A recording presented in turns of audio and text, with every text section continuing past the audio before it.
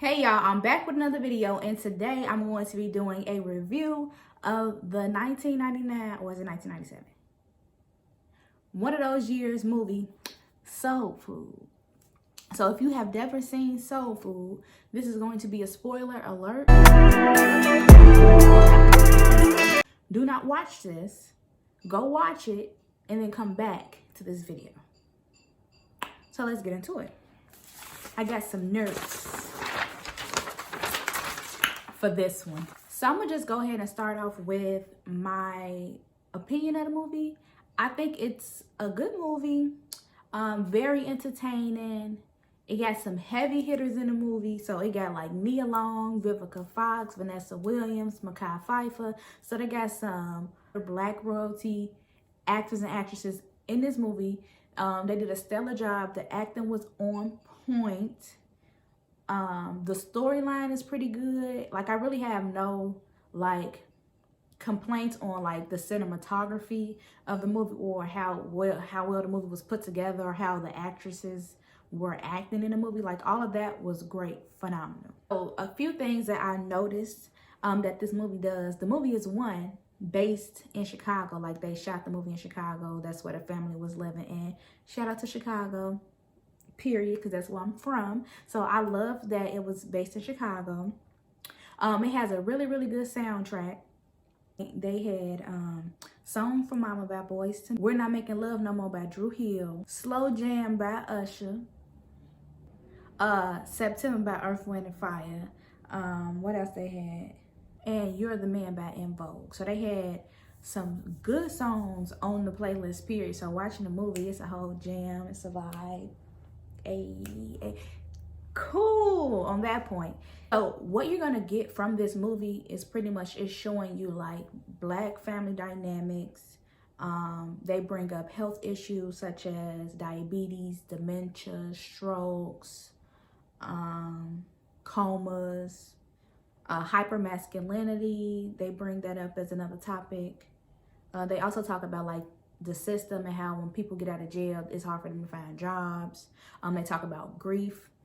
And I think them putting all of these different things in this movie was pretty much, they did a really good job at depicting like the flaws in Black families. Not to say that all Black families have these flaws, but they're prevalent in most families. So I think the topics that they chose to display in this movie were really good, and they did a really good job at displaying them.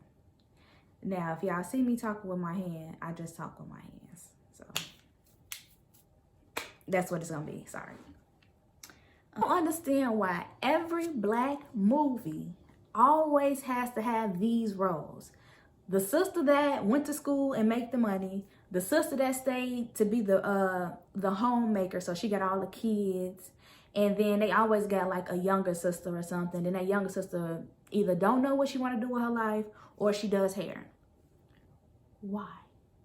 And then I also noticed that in most Black movies and TV shows, the jobs that they give the Black woman is either lawyer, hairdresser, real estate agent. Like, but 9 times out of 10, if it's a successful Black woman, they're gonna depict her as a lawyer or a hairdresser. And I can name many movies and TV shows that do that. But I'm not, because y'all already know that they do that.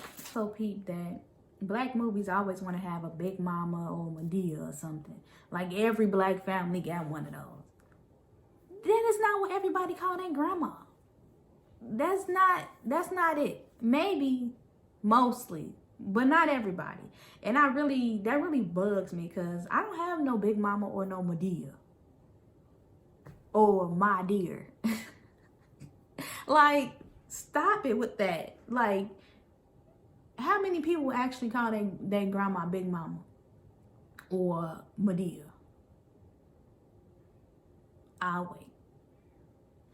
Okay, so now to dive into the movie, I'm gonna go through like pretty much each character, give you their plot, tell you what's going on with them, and how I feel about how they contributed to the story and all of this other stuff. So this is probably what you was looking for in this video. So get locked and loaded, because I'm about to go in on every character that was pretty much, that played a good role in the movie, or if they were linked to the main conflict of the scene or whatever. So first and foremost, coming out the gate, this movie is told from a child's perspective. And if you've seen Soul Food, you know that everything that goes on in this movie is so inappropriate for a child. Like, these are things that children should not know of, or things that children shouldn't be exposed to. Ahmad, which is the child's name, Ahmad telling this story from his perspective is really the epitome of stay in a child's place and stay out of grown folks' business. But I feel like they tell it from his perspective so that we can get the idea that y'all think these kids don't know what's going on, but they really know everything that's going on. Y'all not hiding it. The shit right. Y'all not hiding it. It's right out in the open. And y'all think y'all kids not exposed to this stuff, but they really, truly do know what's going on. So I think that's the reason that they tell the story from his perspective.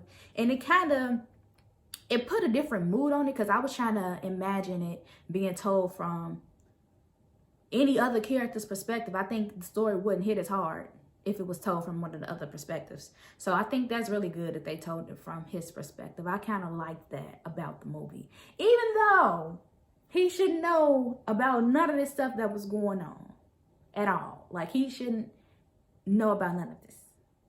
But anywho, so to dive more into Ahmad's character, Ahmad is the oldest grandchild to their big mama, and he has a special relationship with her. Like, he considered, like, I guess you would consider him like the favorite, but he is the first grandchild, so that's kind of the way it goes in Black families. Usually the first grandchild is the favorite grandchild, because sometimes the grandma played a role in raising that kid, so they have a special bond with them or whatever.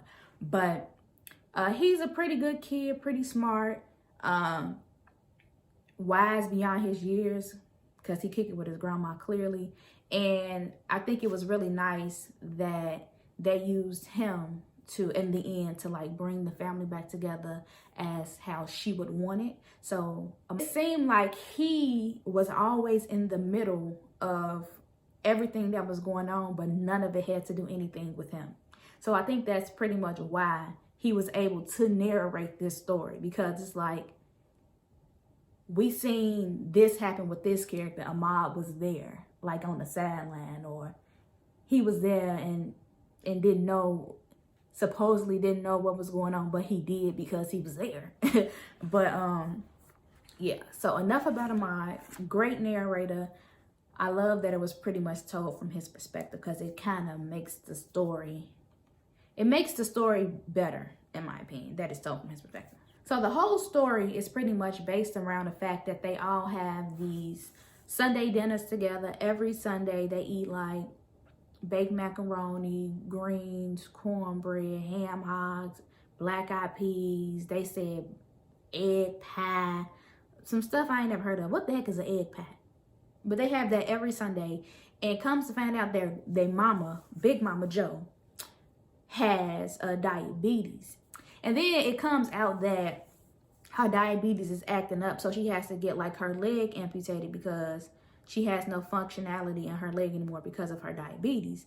And one of the sisters, Maxine, goes to say like, Ma, you haven't been watching what she was eating.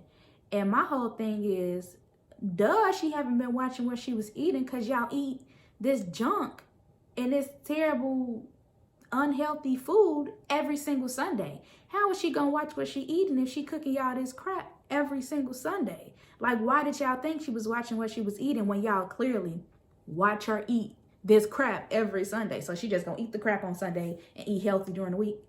I think not. So with Big Mama comes that she has to get her leg amputated. So she goes to get her leg amputated and she ends up in a coma because she suffered from a stroke. So midway through the movie, most of the movie, Big Mama is in a hospital and they're going to see her, and then they are discussing like the trials and tribulations of possibly losing their mama, and who gonna help pay for her hospital bills, and or who gonna take care of family stuff, period, in general, since the mama is out of commission. One thing I want to mention is, going back to the food, I really don't understand how they are eating this food every Sunday. I just had soul food on Thanksgiving, and I don't want that stuff this month for Christmas.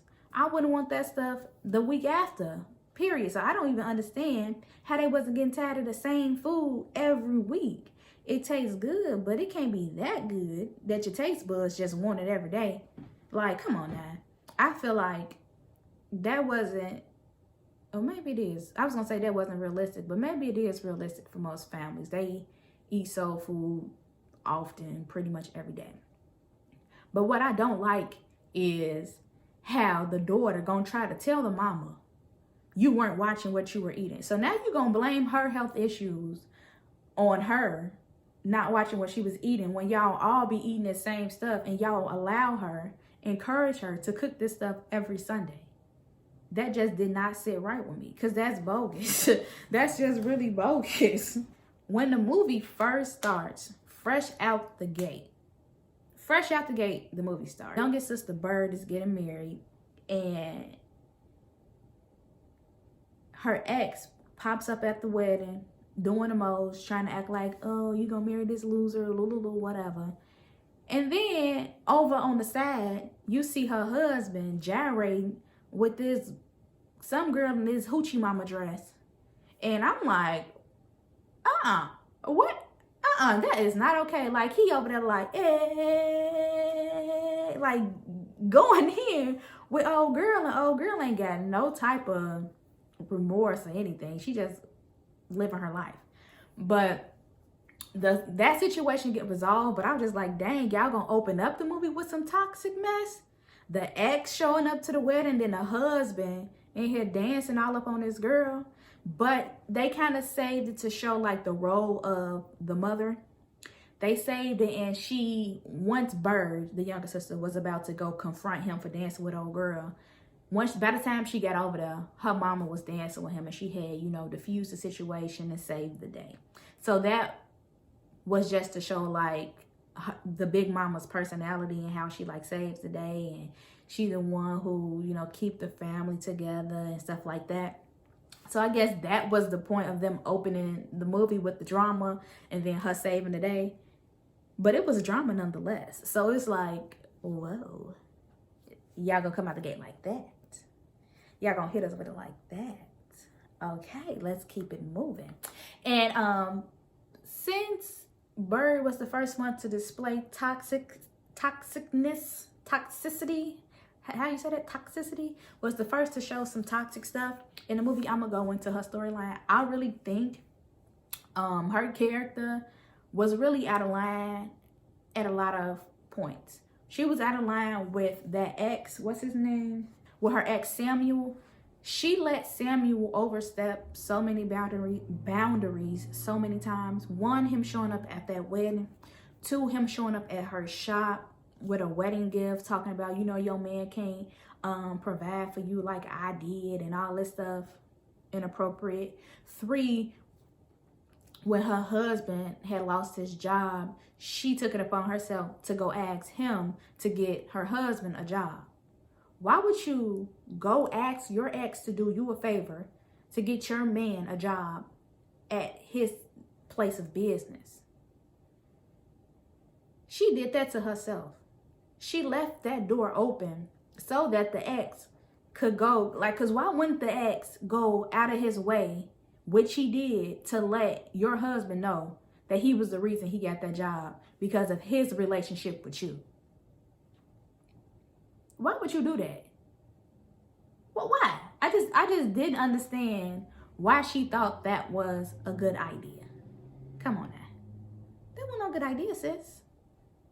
Because Samuel, who's the ex, Samuel going to Liam, her husband, telling him pretty much, oh, I'm the reason you got this job because your wife and all of this stuff. Samuel pretty much provoked that man to fight him so that he could fire him from the job. So one, you got the man a job, you go provoke him, make him lose the job. You didn't want to help in the first place. Come on now, like, and I didn't like that Samuel, the ex, was in there trying to say like, us black men gotta help each other out, and you gotta want to work for what you get, and you gotta know how to sacrifice and do whatever it takes to get what you need. And he wants to go ahead and throw in his face like, I make $80,000 a year because I wasn't afraid to sacrifice. Boy, if you don't shut up with your $80,000 a year, okay, that's decent money to be earning, but to be throwing it in his face like you making $1 million a month or something, boy, if you don't get out of my face, like, I will slap you with this bull crap. Go on away. So I just didn't like the fact that Bird put her husband in that situation, and her husband didn't like that she put him in that situation either. But I do want to say that the way Lim, Bird's husband, reacted once he found out what she had did was explosive. Don't come in my place of employment, my place of business, slamming no doors. He slammed the door so hard the window shattered.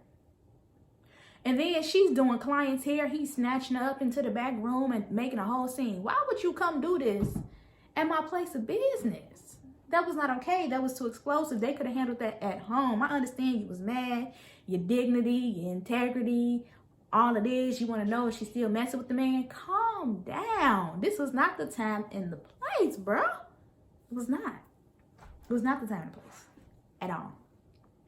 And that whole situation with Bird's husband just escalated to a whole nother level when Terry, this older sister who are always trying to fix something, she decides that she gonna call a cousin to like beat him up and talk some sense into him.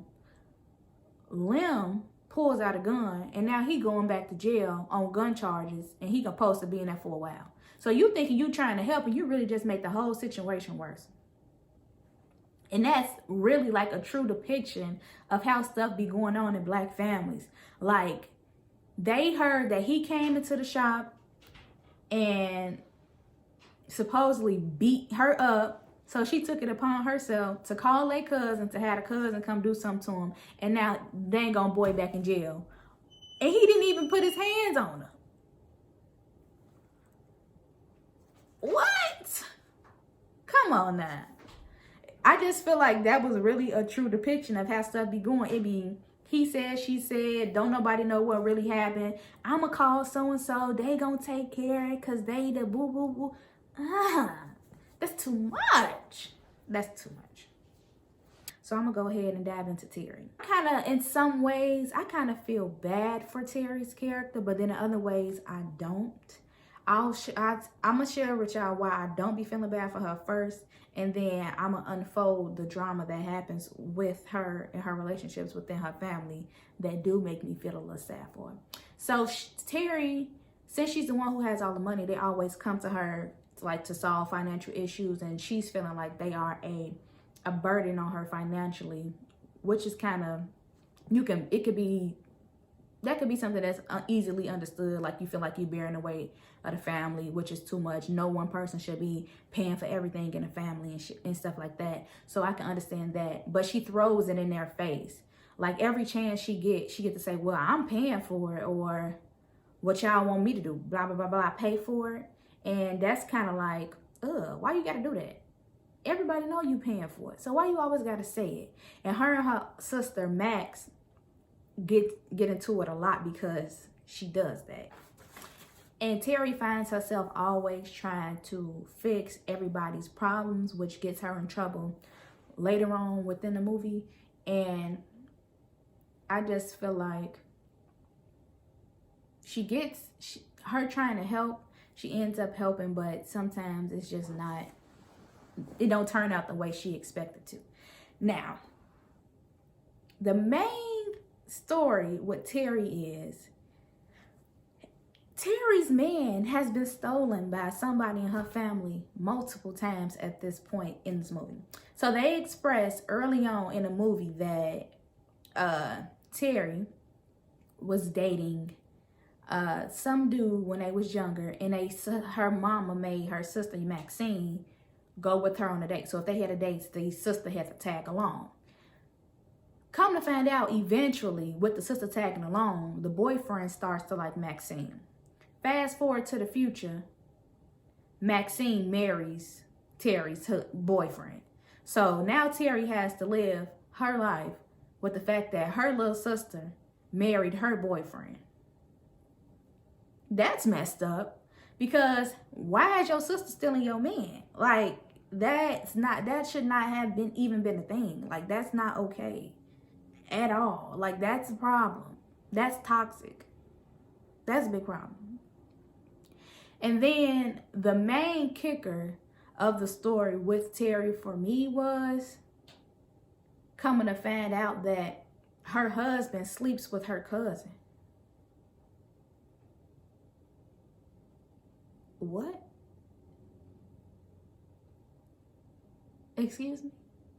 So I'm gonna delve more into the cousin sleeping with the husband once I get to the cousin whose name is Faith. Once I get to her storyline, once I get to her, I'm gonna let y'all know a little bit more about how I feel about that situation and how it all unfolded. Now, with Terry and her situation, people would say, could argue her husband cheated on her because she didn't support his dream, and she was more so concerned about money, and she wasn't giving him no affection and all this stuff. Mind you, at the end of the movie, they mentioned like, we wasn't into each other for a long time, but her worry and her lack of not caring about him was intensified once their mother got sick. So it's kind of like he bogus. She's like grieving the fact that her mama pretty much finna die, and he going on off to do whatever he's doing. Bogus as heck. Cousin Faith just wasn't right. She was the ain't shit ass cousin. Come to find out, she pops in and out of their life all the time. Big Mama took her in once Faith's mother's died. So she just be popping in and out, and Big Mama take care of her because that's her niece and she love her and all of this stuff. But Faith then ran Big Mama credit up. She done had Big Mama co-sign on the car with her. Left the car note for Big Mama to pay by herself. She went to jail. Big Mama and them then spent all this money to bail her out.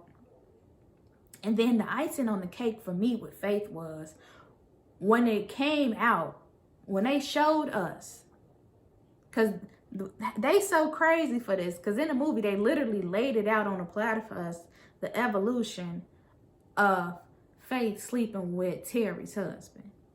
We got to see how that whole thing played out. Miles, Terry's husband, is into music. Faith is into dance. And Faith was kicking it with Miles and being super supportive of his music, like, you gonna blow up and all of this stuff. And then Faith so happened to lose her pianist for her dance audition, and Miles was there to come play the piano for her and save the day. So they was like bonding over the fact that he do music, she do dance. They kind of like similar stuff, and they was there to comfort and help each other. And they just led them right on to having an affair with each other. Well, not an affair. Well, yeah, affair. Yeah, I'd say that. They just led them right on to having sex with each other. And I just think that was so messed up. That was so jacked up on Faith's part, on Miles' part. Just messed up. And this is the prime example of why you can't let no family come stay with you. Because this ain't the first time this has happened on movies or in real life, let me tell it. Now, I don't personally know no cousins that slept with their cousins' mans, but I'm sure it's happened. But just like in Players Club, When Ebony slept with Diamond boyfriend, oh him, he ain't nobody. Yeah, he was somebody that you slept with, you little nasty hoochie scoochie girl. Cause you're bogus. That's your whole cousin. Like, ain't no type of respect. And what killed me was with Faith. When it came out at the family party that she slept with Miles, she told us, I never want to try to disrespect you. How? That's the ultimate disrespect, girl. How? Like, I don't understand that. I don't. I really don't get it. And the last kicker for me with this movie, was, and it comes back around to the fact that Terry like pays for everything, and everybody always expects her to handle whatever's going on. In this scene, Terry just seen her husband having sex with her cousin Faith. And they all end up having to come to like this anniversary party for her sister, who was married to her ex-boyfriend from back in the day. So she already like, dang, I just seen my husband cheating with my cousin, and my sister cheated and stole my boyfriend years ago, and she married to the man. Now I'm at their anniversary party. So she just feeling like a big old ball of misery right now. So the sister Max comes together like, since we're all here, we all been talking, I want us to discuss like how we gonna pay for mama medical bills and stuff like that, considering like she don't got much money and all of this and woo. And Bird mentions like this money that's a myth that they have in a house hidden somewhere, but they never seen it. And Max is like, no, that's just a myth, so we can't count on that money. We don't know how much it is. We don't even know if it's real. It's a myth. So Maxine fixes her lips to say, well, I think that Terry and Mal should pay for it, and we can just pay y'all back on a payment plan. Terry and Mal's gonna do what? And y'all gonna pay me back on the what? This ain't the first time Terry done gave them money. Terry bails them out of jail. Terry pays the mama's mortgage and property taxes. Terry gave Bird a loan for her shop and has yet to been paid back for it. Like, she always like coughing up cash for the family. So they just think she like a walking ATM. So for Max, who is a stay-at-home mom, to say Terry gonna pay for it, that blew me. I know I ain't. As if I was Terry. No, I'm not. I'm not paying for it. Terry's suggestion was that they sell the house. And everybody like, no, we shouldn't sell the house. She's like, why we can't sell the house? Mama not living there. We could put Uncle Pete in the home. I'm the one who paying the property taxes. I'm over her estate. Why can't we sell it? That's the better option than me paying for everything and still paying for this house and paying for the medical bills when y'all ain't helping. Why not let me sell this house? They want to go on, no, you got to do it for the family. That's the family house. Everybody get together at that house and la la la. And Terry fucking lost it. She F the family. F the family. The family F my husband. Girl, what? Everybody was looking like, who did what? Faith F'd my husband. And Max talking about some Miles. Yeah, why y'all sitting up talking about family this and family that? The family don't do right by me. So why would I want to go ahead and break my back for y'all? When y'all don't help and y'all always got y'all hand out. And I know that's exactly how she was feeling. Because it's just always piling up on her. And she always getting played. Come on. Y'all so bogus. And another thing that got to me was Max didn't like that Terry was going to put up the house for sale. So she went behind her back and got a lawyer to stop the selling of the house. Why would you go out of your way to get a lawyer to stop the selling of this house when you don't even pay for that house? It ain't like you live there, or it ain't like you pay the property taxes. It ain't like you go over there and mow the lawn. You don't take care of this property for you to go behind my back and to cancel the selling of this house when we're going to use the money to pay for our mother's bills? Like, come on now. I feel like that was just really out of order on Maxine's part, because why would you do that? Why would you go out of your way and do that? when you're not contributing. You don't have no money. You don't have no job. So you really overstepped your bounds. And she had the nerve to tell her, I understand that you want to be mad at the world because Faith slept with Miles, but you shouldn't take it out on the family. So I went ahead and got a lawyer to stop you selling the house.